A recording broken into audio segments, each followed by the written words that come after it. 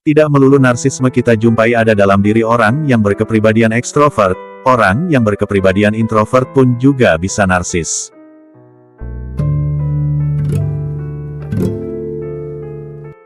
Meski tentu saja, karena perbedaan kepribadian di antara mereka, bentuk narsisme yang mereka tunjukkan pun juga akan sedikit berbeda. Narsisme yang dilakukan oleh orang yang berkepribadian introvert biasanya terkesan lebih lembut, tenang, dan dalam tanda kutip disimpan oleh si introvert itu sendiri. Tindakan narsisme yang mereka lakukan seolah terselubung, karena itulah, narsisme yang mereka miliki dijuluki atau dinamai narsis terselubung. Pada dasarnya, bentuk narsisme orang yang berkepribadian introvert itu soal pikiran mereka yang berlebihan dalam menanggapi sesuatu. Dalam menafsirkan sesuatu mereka seringkali terlalu berlebihan, padahal makna sebenarnya tidak sedalam apa yang mereka bayangkan, atau seperti apa yang dia pikirkan. Kenyataannya yang terjadi justru mereka sering kepedean, dan kadang bahkan mereka jadi sangat baperan. Narsisis introvert itu tidak dapat menangani kritik, tetapi mereka tidak memiliki masalah dalam mengungkapkannya, mengatasi harga diri mereka yang rapuh dengan mengkritik orang lain, tidak dapat menghargai pendapat orang lain, namun merasa tidak nyaman berbagi pendapat mereka sendiri, memiliki keengganan untuk berbagi pikiran yang mereka miliki. Namun tentu saja tidak semua orang yang sangat sensitif itu narsistik, yang membedakan narsisis itu adalah kompleks superioritas yang dibangun secara salah.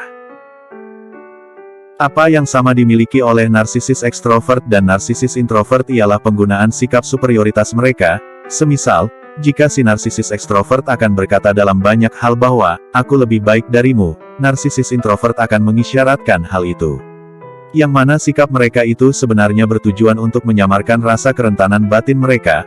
Mereka sangat sensitif terhadap kritik, dan biasanya, mereka akan merespon kritik dengan cara menarik diri atau mengabaikan orang lain. Biasanya mereka tidak akan membiarkan seberapa banyak pengalaman negatif mengganggu mereka, dan sebaliknya, mereka akan menggunakan sikap acuh tak acuh yang telah dilatihnya untuk melanjutkan skemanya. Mereka cenderung akan menyimpan dendam dan menunggu saat yang tepat untuk membalaskannya. Baik si narsisis ekstrovert ataupun introvert memiliki sifat kurangnya empati, si narsisis sering tidak menyadari atau mengabaikan pikiran dan perasaan orang lain. Bahkan, ketika kamu memberitahu mereka bahwa sikap dan tindakannya menimbulkan konsekuensi yang merugikan pun, tanggapan mereka akan lebih tentang diri mereka sendiri. Dalam urusan dan hubungan pribadinya, demi dapat terlihat baik, narsisis introvert mungkin cenderung tampil altruistik atau simpatik hanya ketika ada kesempatan untuk menaiki tangga sosial. Mereka hanya akan menunjukkan empatinya ketika ada kesempatan untuk diakui atau dipuji jika mereka melakukannya. Dan tentu saja, semua itu akan dilakukan dalam skema terselubungnya. Ketika si narsisis introvert berurusan dengan orang atau keadaan yang tidak menyenangkan, mereka akan menanganinya dengan cara pasif-agresif.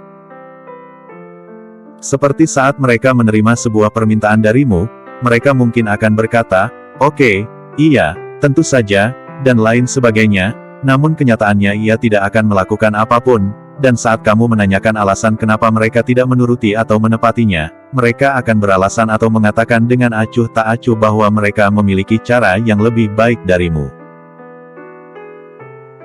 Ini memang sedikit ambigu dan bahkan memang agak rancu, karena fokus mereka dirinya sendiri.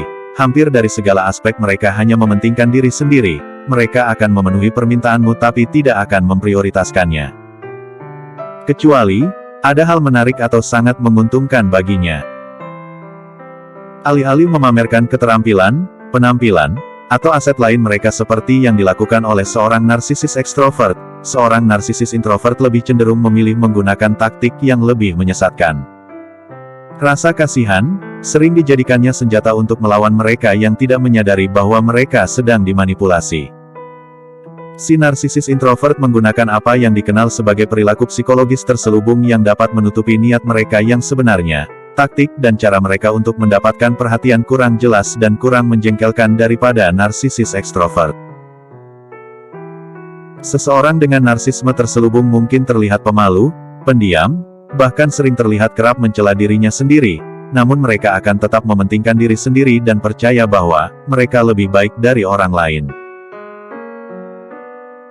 Mereka akan berpura-pura menjadi korban, melakukan pekerjaan tambahan demi mendapatkan pengakuan, dan bahkan bisa saja meremehkan keterampilan atau kemampuan seseorang, agar bisa mendapatkan pujian dari orang lain. Tanda klasik dari seorang narsisis introvert adalah bersikeras menyatakan bahwa mereka tidak berbakat, atau terus-menerus merasa sedih tentang kemampuan mereka sendiri, namun mereka hanya melakukan itu semua untuk membuat orang-orang di sekitar mereka memperhatikan dan menginvestasikan lebih banyak energi ke dalam skema permainan egoisnya. Subtipe narsisme terselubung yang dimiliki si introvert ini memang lebih tersembunyi, namun tetap saja membawa sifat kesombongan diri dan penularan negatif yang sama dengan yang biasanya kita lihat ada dalam diri si narsisme ekstrovert. Narsisme terselubung yang dimiliki si introvert ini memiliki karakteristik kesombongan atau keunggulan diri dalam tenang, dan seperti yang kita tahu, banyak orang yang berkepribadian introvert yang lebih pendiam namun merupakan pendengar yang baik, tapi untuk kasus si narsisis introvert terselubung ini, mereka justru cenderung pendiam dan pendengar yang buruk. Seringkali, mereka akan membuat penilaian cepat tentang seseorang atau situasi karena menganggapnya tidak menarik atau tidak layak untuk diperhatikan, dan secara mental mengabaikannya, dalam arti memblokirnya.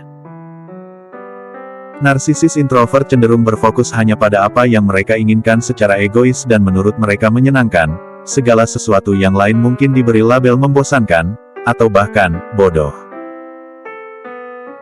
Sikap superioritas mereka yang lebih tenang menunjukkan dirinya melalui keterasingan dan isyarat nonverbal yang membingungkan, semisal mereka mungkin tidak akan mengungkapkan kenegatifan mereka secara langsung, tetapi kamu bisa mendapatkan perasaan yang berbeda bahwa mereka hampir tidak toleran dari kurangnya kontak mata, tatapan yang terkesan merendahkan, tindakan yang seolah meremehkan, helaan nafas yang terdengar menjengkelkan, ekspresi kebosanan, menguap tidak sopan, dan kurangnya perhatian yang ditunjukkan secara keseluruhan.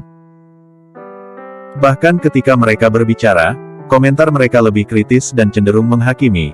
Ini semua karena salah satu karakteristik yang paling umum dari seorang narsisis introvert adalah perasaan dalam tanda kutip tertarik pada diri sendiri.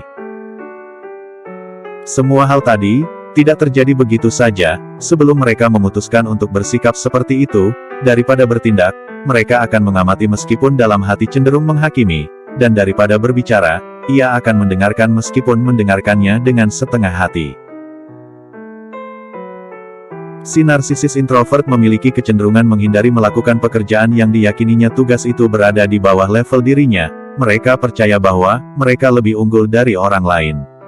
Mereka menghindari situasi atau tugas yang menantang rasa superioritasnya ini, namun dari semua sikap tadi, yang terlihat dari sudut pandang orang lain mereka tampak rendah hati.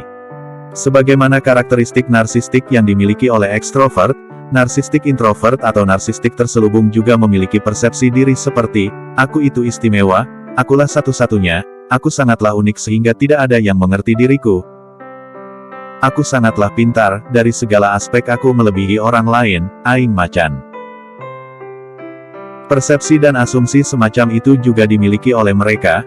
Pernyataan-pernyataan seperti itu mengungkapkan kecenderungan sifat narsisis umum dari sikap superioritas kemegahan dan haknya. Mereka meyakini memiliki perasaan berhak atas perlakuan khusus, dengan membangun keyakinan dangkal bahwa dirinya luar biasa. Si narsisis introvert menciptakan peran yang meyakinkan dan menenggelamkan diri sejatinya yang rentan dan mengklaim bahwa ia sering disalahpahami karena merasa dirinya lebih spesial dari orang biasa, merasa terisolasi dari orang lain karena entah bagaimana ia merasa orang lain telah mengecewakan dirinya, yang pada kenyataannya, dialah yang mungkin tidak menyadari bahwa perasaan terasing mereka berasal dari kesulitannya dalam berinteraksi, ketidakmampuannya untuk benar-benar terhubung dengan orang lain salah satunya disebabkan oleh sikap acuh tak acuh dan sombongnya yang berfungsi sebagai mekanisme pertahanan diri dalam menjauhkan orang-orang. Kemampuan interpersonal yang mereka miliki harus banyak diperbaiki. Pada dasarnya, orang yang narsis juga dapat mengalami keruntuhan emosional pada batas tertentu tergantung spektrum narsismenya, kebutuhan konstan akan kekaguman yang mereka butuhkan dan perasaan mementingkan diri sendiri yang tidak realistis juga menyulitkannya dalam membentuk hubungan yang berarti. Kurangnya empati yang mereka miliki memperburuk hubungan mereka dengan orang lain.